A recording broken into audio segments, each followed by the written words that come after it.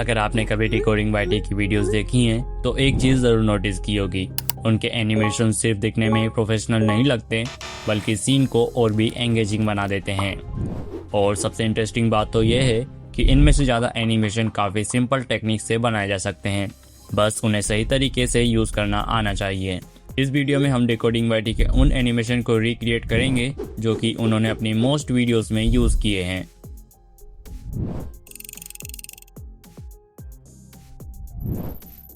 हर animation का complete breakdown मिलेगा, साथ ही हर इफेक्ट और उनकी प्रॉपर्टीज़ का पर्पस भी समझेंगे, ताकि आप सिर्फ एनिमेशन को कॉपी ना करें बल्कि फ्यूचर में खुद भी इसी स्टाइल में एनिमेशन को क्रिएट कर पाएँ।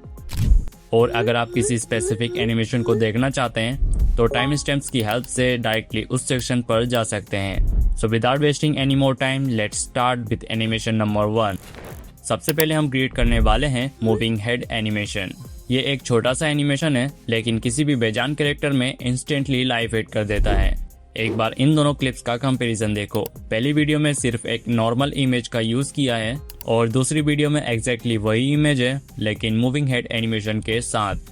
डिफरेंस क्लियरली दिख रहा होगा। सेकंड वीडियो काफी ज्यादा नेचुरल और एंगेजिंग फील हो रही है, तो चलिए इसे क्रिएट करते हैं। सबसे पहले अपने कैरेक्टर के PNG को इंपोर्ट कर लेंगे और उसकी लेयर को लगभग 5 सेकेंड्स तक एक्सटेंड कर देंगे। अगर आपके कैरेक्टर का बैकग्राउंड ग्रीन है तो एड इफेक्ट में जाकर क्रोमा की सर्च करेंगे और डिफॉल्ट सेटिंग के साथ अप्लाई कर देंगे। आप कलर पिकर की हेल्प से ग्रीन बैकग्राउंड को सेलेक्ट करेंगे, देन सेलेक्ट करते ही बैकग्राउंड ऑलमोस्ट रिमूव हो जाएगा। अगर थोड़े ग्रीन एजेस अभी भी विजिबल है तो थ्रेशोल्ड की वैल्यू को थोड़ा इंक्रीज कर लेंगे। बस ध्यान रहे कि वैल्यू को ज़्यादा इंक्रीज मत करना, अदरवाइज आपके कैरेक्टर का कलर गायब हो सकता है। अब कैरेक्टर को फ्रेम में प्रॉपरली एडजस्ट कर लेंगे। नेक्स्ट हमें बेंड इफेक्ट को ऐड करना है। इस इफेक्ट को अप्लाई करते ही 3 इंपॉर्टेंट प्रॉपर्टीज मिलती है: एंगल, स्टार्टिंग और ओरिजिन। एंगल डिसाइड करता है कि आपका कैरेक्टर कितना बेंड होगा, स्टार्टिंग प्रॉपर्टी डिसाइड करती है कि बेंडिंग किस पॉइंट से स्टार्ट होगी और ओरिजिन डिसाइड करता है कि बेंडिंग किस डायरेक्शन में होगी। हम स्टार्टिंग वैल्यू को 50% कर देंगे जिससे बेंडिंग कैरेक्टर के मिड एरिया से स्टार्ट होगी। अब एंगल प्रॉपर्टी पर फर्स्ट की फ्रेम लेयर के बिगिनिंग में और सेकंड की फ्रेम को लेयर के एंड में ऐड कर देंगे। पहले की फ्रेम पर एंगल को 19 डिग्री सेट करेंगे और लास्ट की फ्रेम पर -19 डिग्री। अगर आपका कैरेक्टर पहले से थोड़ा टिल्ड है तो अपोजिट साइड का एंगल थोड़ा और इंक्रीज कर सकते हैं। अब एनिमेशन को स्मूथ लूप में चलाने के लिए ग्राफ एडिटर को ओपन करेंगे और सेकंड ग्राफ कैटेगरी में जाकर थर्ड ग्राफ को अप्लाई कर लेंगे। देन इस ग्राफ में ये जो येलो हैंडल है इसे एडजस्ट करके हम एनिमेशन की स्पीड को कंट्रोल कर सकते हैं। मैं इसे लगभग इतना रखूँगा। अब एक बार प्रीव्यू देख लेंगे।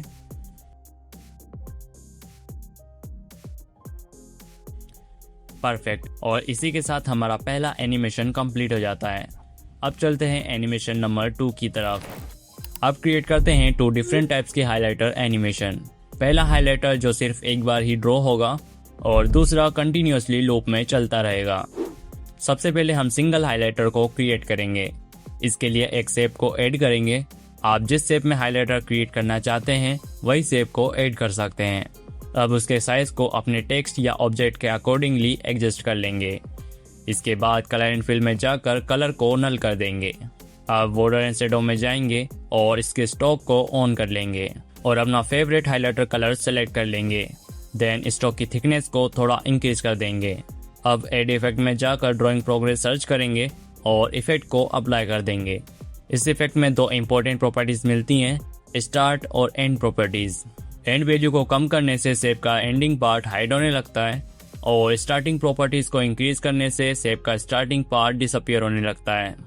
एंड प्रॉपर्टी पर फर्स्ट की फ्रेम लेयर के बिगनिंग में और सेकंड की फ्रेम लेयर के एंड में ऐड कर देंगे।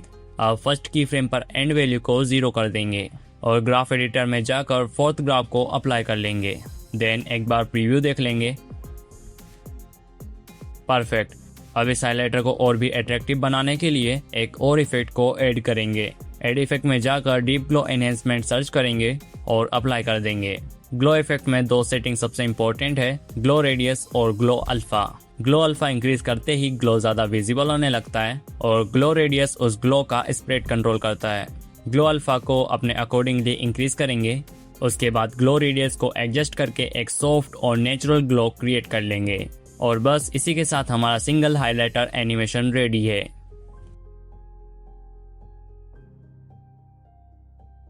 अब क्रिएट करते हैं लूप हाइलाइटर एनिमेशन। सबसे पहले एक नए शेप को ऐड करेंगे और उसके साइज को एडजस्ट कर लेंगे। देन कलर एंड फिल में जाकर कलर को नल कर देंगे। स्टॉक ऑन करके कलर और उसकी थिकनेस को एडजस्ट कर लेंगे। ये प्रोसेस पहले वाले हाइलाइटर जैसा ही है।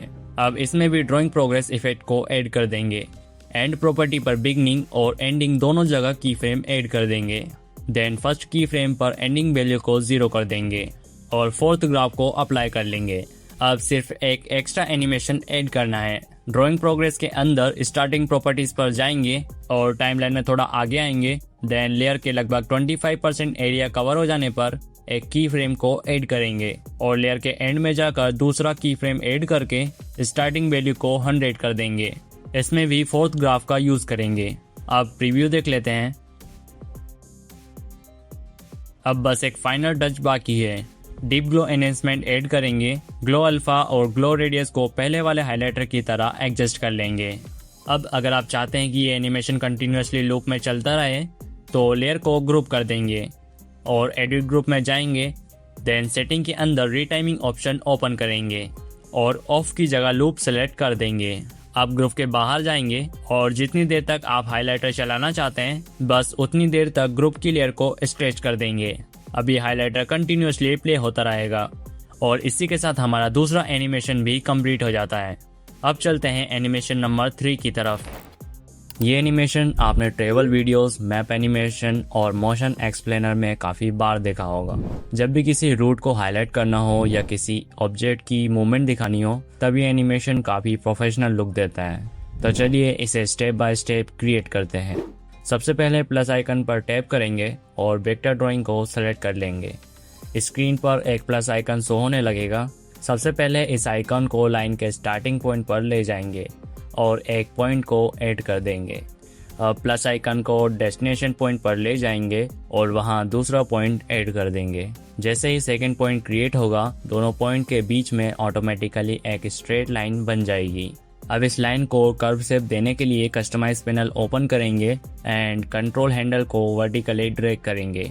जिस जगह पर भी आप कर्व क्रिएट करना चाहते हैं वहाँ ऑटोमेटिकली ये ग्रीन पॉइंट अपीयर होने लगेगा। अब कर्व ऑप्शन को सिलेक्ट करेंगे और हैंडल को ड्रैग करके अपने अकॉर्डिंगली स्मूथ कर्व क्रिएट कर लेंगे। इस प्रोसेस को भी दूसरी साइड रिपीट करेंगे ताकि हमारे दूसरे पॉइंट पर भी कर्व क्रिएट हो जाए। अब कर्व क्रिएट होने के बाद बैक आ जाएंगे एंड कलर एंड फिल में जाकर कलर को नल कर देंगे। इससे शेप विजिबल नहीं होगी लेकिन उसका पाथ इफेक्ट के लिए अभी भी अवेलेबल रहेगा। अब एक छोटा रेक्टेंगल शेप ऐड करेंगे एंड एडिट शेप में जाकर इसका साइज काफ़ी छोटा कर देंगे। ये रेक्टेंगल ही रिपीट होकर हमारी लाइन एनिमेशन का पार्ट बनेगा।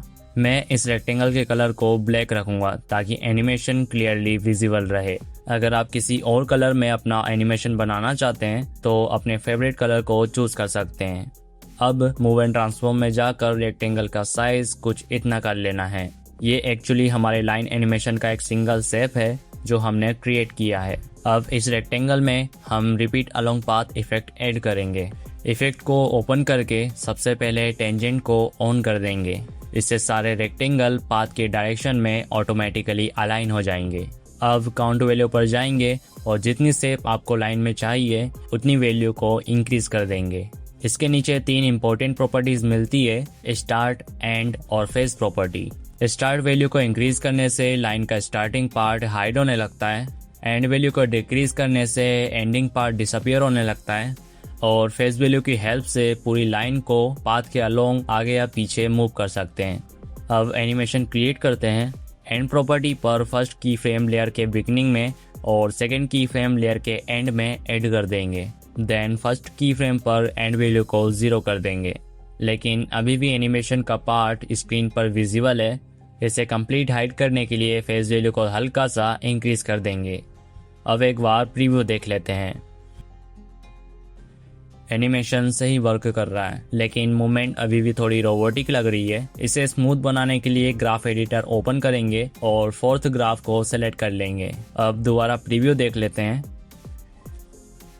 डिफरेंस क्लियरली नोटिस होगा। एनिमेशन पहले से काफ़ी स्मूथ हो गया है, लेकिन अभी भी एक और दिक्कत है, एनिमेशन स्टार्ट होते ही सारे शेप एक दूसरे में मर्ज हो रहे हैं। इस प्रॉब्लम को सोल्व करने के लिए काउंट वैल्यू को एनिमेट करना होगा। तो काउंट प्रॉपर्टी पर फर्स्ट और लास्ट दोनों जगह की फ्रेम ऐड कर देंगे। देन फर्स्ट की फ्रेम पर जाकर काउंट वैल्यू को 0 कर देंगे और इसमें भी फोर्थ ग्राफ अप्लाई कर देंगे। अब प्रीव्यू देख लेते हैं। अब शेप ग्रेजुअली अपीयर होने लगेंगे एंड मर्ज होने वाली दिक्कत भी सोल्व हो जाएगी। अब अगर आप एनिमेशन को कंटिन्यूअसली चलाना चाहते हैं तो सबसे पहले टाइमलाइन की सभी लेयर्स को थोड़ा एक्सटेंड कर देंगे। लेयर के एंड में जाकर सेकंड एक्सटेंशन ऑप्शन यूज करेंगे, जिससे बाकी लेयर्स भी ऑटोमेटिकली एक्सटेंड हो जाएगी। अब रेक्टेंगल लेयर को सिलेक्ट करेंगे और दोबारा से रिपीट अलोंग पाथ इफेक्ट में जाएंगे। इस बार फेस प्रॉपर्टी को एनिमेट करेंगे। एग्जिस्टिंग की फ्रेम से थोड़ा पहले एक की फ्रेम ऐड करेंगे और लेयर के लास्ट में जाकर दूसरा की फ्रेम ऐड कर देंगे। लास्ट की फ्रेम पर फेस वैल्यू को इतना इंक्रीज करेंगे कि एनिमेशन स्मूथली पूरी लाइन के अलोंग मूव करता रहे। वैल्यू एग्जैक्ट कितनी होगी ये आपकी एनिमेशन लेंथ पर डिपेंड करेगा। एक बार प्रीव्यू देख लेंगे और जरूरत हो तो फेस वैल्यू को थोड़ा और एडजस्ट कर लेंगे। अब एनिमेशन कंटिन्यूअसली फ्लो करता हुआ दिखाई देगा। अगर आप लाइन के स्टार्टिंग और एंडिंग को फेड करना चाहते हैं तो वेक्टर ड्राइंग से एक रेक्टेंगल क्रिएट कर लेंगे। देन कलर एंड फिल में जाकर ग्रेडियंट सेलेक्ट करेंगे एंड इनर ग्रेडियंट पॉइंट की ओपेसिटी को 0 कर देंगे और आउटर कलर को बैकग्राउंड के कलर से मैच कर लेंगे। कलर को मैच करने के लिए कलर पिकर का यूज कर सकते हैं। अब ग्रेडियंट पॉइंट को एडजस्ट करके जितना फेड चाहिए उतना क्रिएट कर लेंगे। इस लेयर को डुप्लीकेट करेंगे एंड डुप्लीकेट लेयर को रोटेशन में जाकर 180 डिग्री पर रोटेट कर देंगे। देन इसे थोड़ा एडजस्ट कर लेंगे।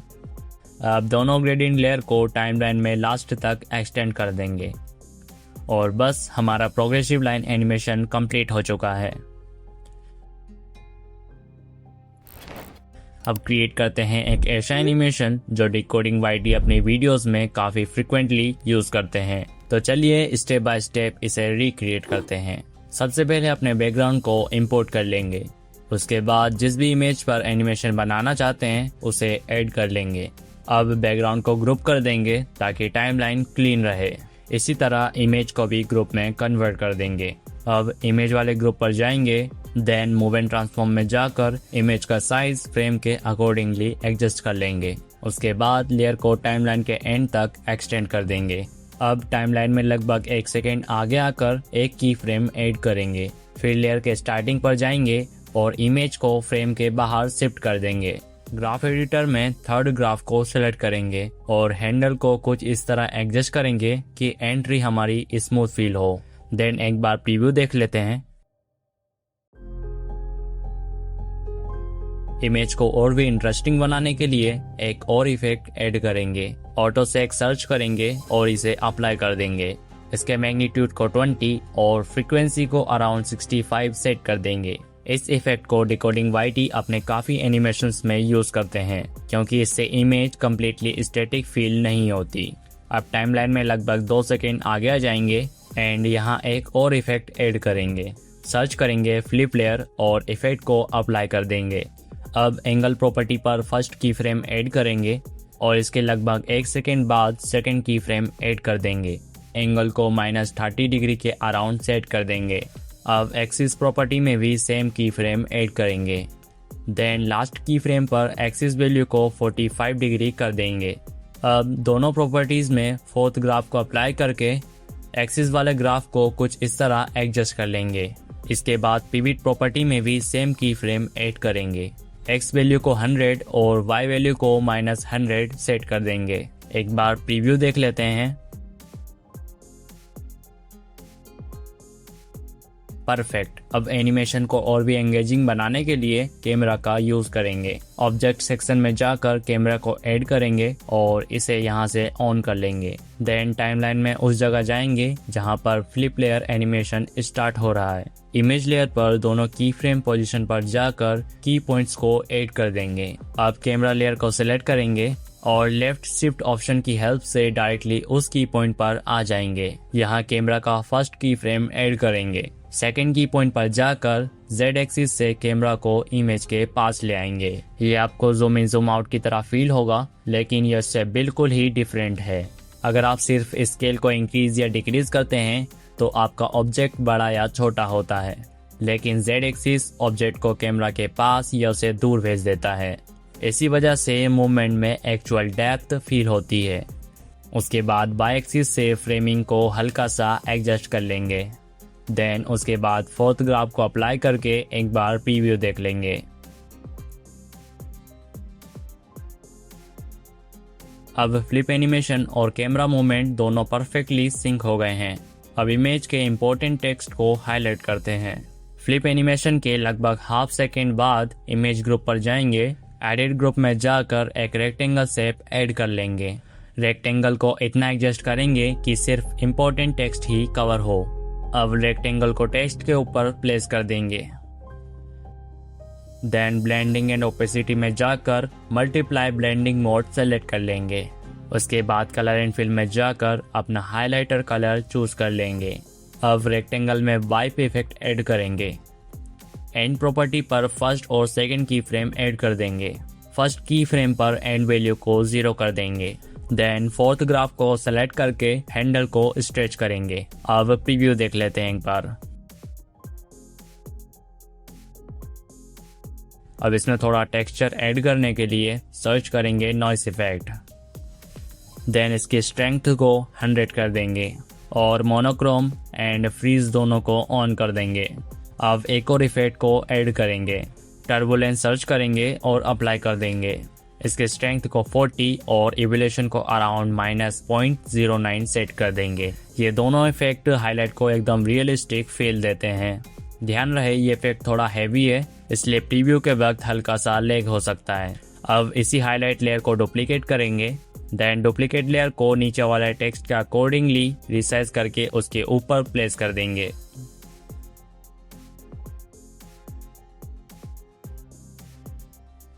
देन लेयर को एंड तक स्ट्रेच कर देंगे। इसके बाद एक बार प्रीव्यू देख लेते हैं।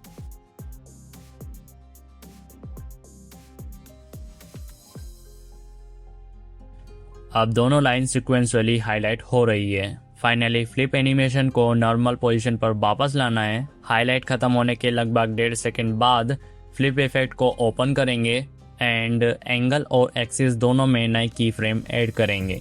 देन लास्ट की फ्रेम पर एंगल और एक्सिस दोनों को 0 कर देंगे।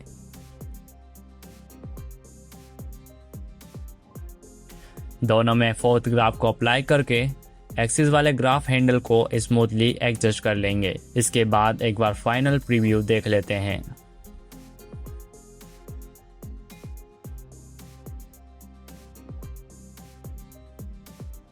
और इसी के साथ हमारा एनिमेशन नंबर 4 भी कंप्लीट हो जाता है। और इसी तरह हमने डिकोडिंग YT के सिग्नेचर एनिमेशन को रिक्रिएट कर लिया है। अब इन एनिमेशन को देखकर आप प्रैक्टिस करना बनाने की, क्योंकि इनिशियल फेजेस में हर कोई कॉपी करके ही सीखता है। हर एनिमेशन के पीछे का लॉजिक समझिए, क्योंकि जब आप इफेक्ट और प्रॉपर्टी का पर्पस समझ लेते हैं तब आप किसी भी स्टाइल के एनिमेशन खुद से क्रिएट कर सकते हैं। अगर आप इसी तरह के प्रोफेशनल एडिटिंग ट्यूटोरियल देखना चाहते हैं तो चैनल को सब्सक्राइब कर लीजिए। मिलता हूँ अपने नेक्स्ट वीडियो में। Till than happy editing.